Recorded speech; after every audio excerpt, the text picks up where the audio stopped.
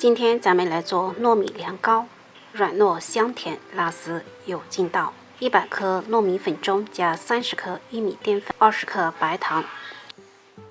先用筷子搅和均匀，再倒入150克纯牛奶，继续搅拌混合均匀，搅至细腻顺滑就可以了。过不过滤都没有多大关系。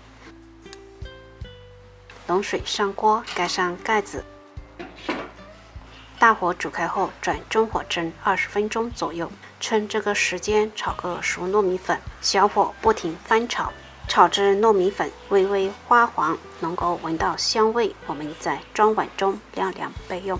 这时咱们的面团用筷子挑开，没有白心就说明已经熟了。趁热加上15克黄油。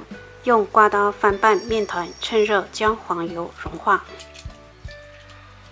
待不怎么烫手，再转移到案板上揉搓，揉至细腻光滑，像这样非常柔软有韧性就可以了。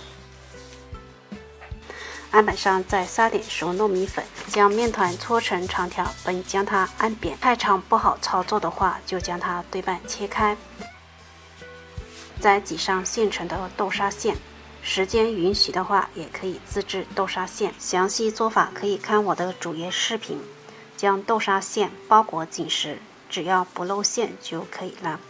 继续撒点熟糯米粉搓圆润，最后切成大小均匀的小段就可以了。切口的地方可以再稍加整理圆润。咱们的糯米凉糕就做好了，是不是特别简单呢？再看一看拉丝效果，非常的有韧性。咬一口香甜软糯，是一款非常不错的小甜品，喜欢的朋友可以在家试一下。